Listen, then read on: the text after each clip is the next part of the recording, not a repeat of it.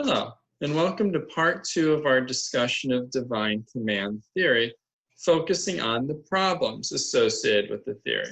In the first video, we looked at divine command theory and we looked at what it had the chance to do well. In this video, we're looking at the problems associated with it, and we're focusing primarily on the most famous problem, what is called the Euthyphro Dilemma. Now, the Euthyphro Dilemma is from a dialogue written by the Greek philosopher Plato. Plato records a dialogue between Socrates, his own teacher and master, and one of Socrates' pupils, name of Euthyphro. Now, Euthyphro proposed a version of divine command theory. He seemed to suggest that morality, that right and wrong, that piety could be based in the will of the gods. Now, knowing what you know about the ancient Greek gods, that might surprise you a little bit, but let's go through it and see what we can come up with. Now, Socrates challenged Euthyphro, and Plato presents Socrates as decisively winning this debate. The problem he put it, the way Socrates put it is, if Euthyphro insists that right and wrong, that morality can be based on God, then this leaves Euthyphro with a dilemma. Either one of two choices, Euthyphro is forced to adopt one of two choices, and neither of these are any good. You see, Socrates told Euthyphro that either he had to choose A or B, and they were both bad. He said, listen, Euthyphro, if right and wrong are based in the gods, then either God loves something because it is good, or something is good because God loves it. This is a problem in either case. So, let's suppose the first option. God loves something because it is good, or God commands something because it is good. For instance, it's good for us to take care of each other. It's good for us to respect human life and take care of the poor. It's good for us not to cheat on our spouses, and it's good for us to respect our parents and not kill each other or steal. And God simply commands these things because they are good. Well, wait a minute. In that case, morality, right and wrong, are independent of God. God does not determine morality. At most, he tells people, hey, it would be good if you were moral. Well, that's fine, but it means morality can't be based in God. God commands kindness because kindness is good. Kindness is not some neutral thing that becomes good because God commands it. Now, you could still say, well, even in this case, there could be a role for God to play. You know, maybe he's in the sense of moral accountability, making sure he can still punish the guilty and reward the good, but it's still a much weaker case for a divine commands theory because it makes morality, and really right and wrong, independent of God. So that's one side of the dilemma. And again, it's a side of the dilemma that even some Christians have taken over the years. I mentioned in the last video that Richard Swinburne of Oxford University, famous Christian philosopher, this is actually his opinion. He doesn't think you can base morality in God. So it's not a problem for Christianity or Judaism, but it is a problem if you want to base morality in God. So Socrates says this is one option, and it's not an option that a lot of people are really going to like. All right, so that's one not great option. What about the other option? Can we do the other one? So the other option is that something is good because God commands it. That it's good to honor your parents. It's good to respect innocent life. It's good to take care of the poor and feed the hungry and give water to dying people. Those things are good because God commands them. But wait, what if God didn't command them? Then would that mean they're not actually good? Or worse, what if God commanded the opposite? What if God changed the rules and made it so that giving water to a dying person is actually an evil sin? and that actually God commands us to cheat on our spouses and kill innocent people and to hate each other. Would those things suddenly be good? Could murder suddenly become good if God commanded it? This is based on an ethical position called volunteerism. Volunteerism. Now, volunteerism says that right and wrong are only based in God's will. That something is right because God wills it, and something is wrong because God wills it. This was the position of William of Ockham, the famous medieval Christian philosopher. He said God could change the rules. God could command evil things, and suddenly that would make them good things. This has also been the traditional position of Islam. Islam wanted to prioritize protecting God's power, and it tended to do this by stressing God's will over his goodness. All right, this doesn't seem like an attractive position either, because it suddenly makes right and wrong arbitrary. Things are only right and wrong because God said so, but hey, God could change his mind. And so that doesn't seem like a good position. And so this is what's called the Euthyphro Dilemma. It seems like a dilemma that Socrates leaves Euthyphro with.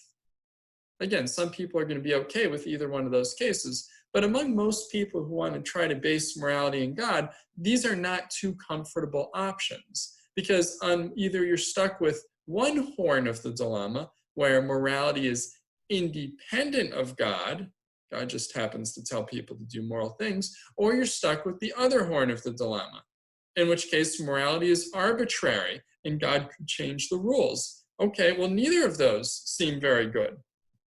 In the first case, morality, the divine command theory fails to solve the grounding problem, which was supposed to be the one thing it could do really well. And in the second place, right and wrong don't mean anything anymore. So that doesn't seem very good. And so Socrates ends this, and Euthyphro is stuck. He doesn't know what to do. He seems like he has a dilemma, and that's it. Is there any possible solution? See, in order to save divine command theory, we need to know if there's a possible third option. Are those really our only two options? Well, in the past couple decades, philosophers have tried to come up with possible solutions to this. Whether divine command theory is going to work is going to depend on how persuasive do you actually find any of these solutions. So this solution comes from the philosopher Robert Matthew Adams. And he has a famous article called What Euthyphro Should Have Said. He says, listen, Euthyphro slipped up.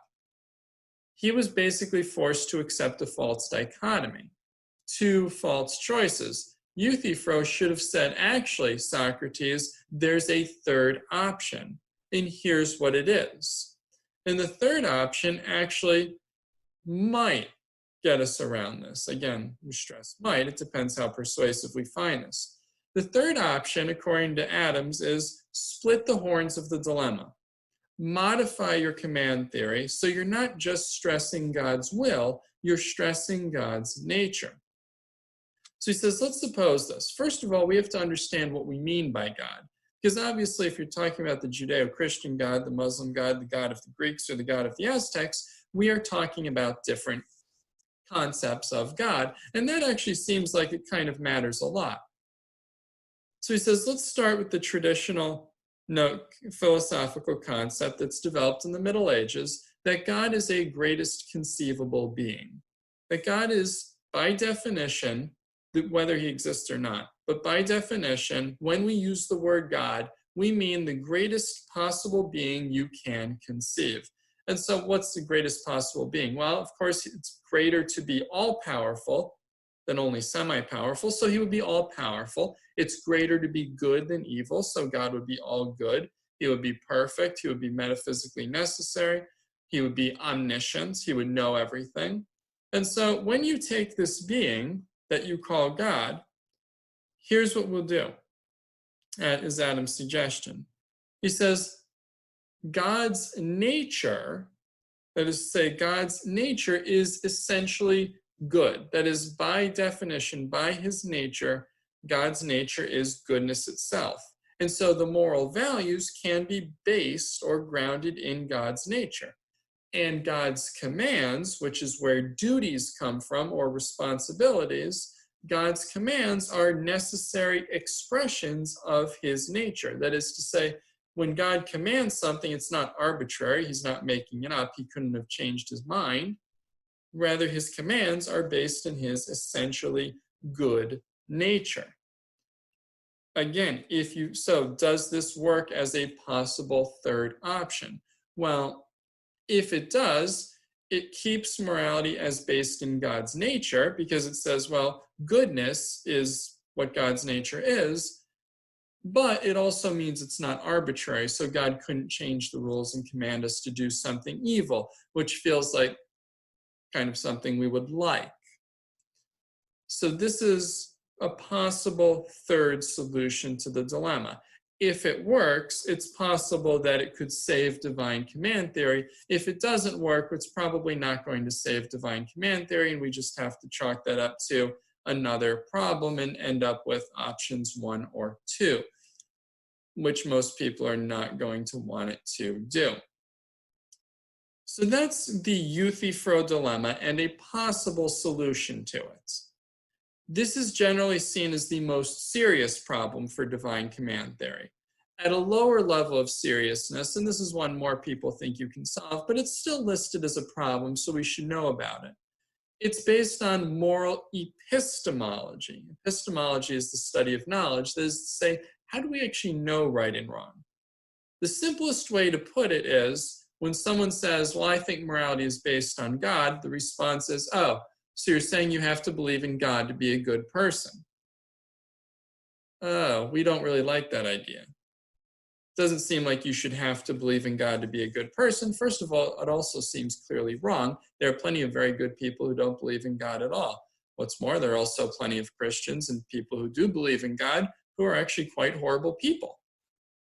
I've heard it sometimes cited that people in jail are actually more likely to be Christian than not. So obviously, is this a problem? Does divine command theory say you have to be, believe in God to be a good person? Well, no, that's no part of, this is the standard answer. No, that's no part of divine command theory.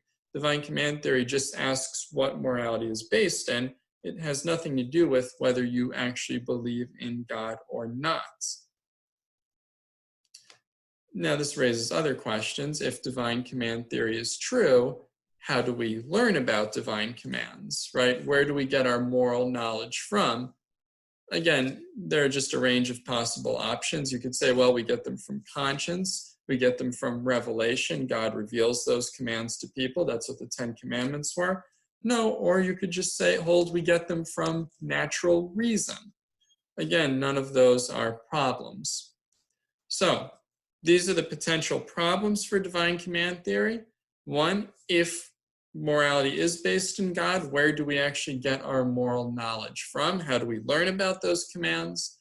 And most seriously, the Euthyphro Dilemma, which seems to raise an issue. It seems that it either makes right and wrong completely independent of God, or else it makes right and wrong arbitrary.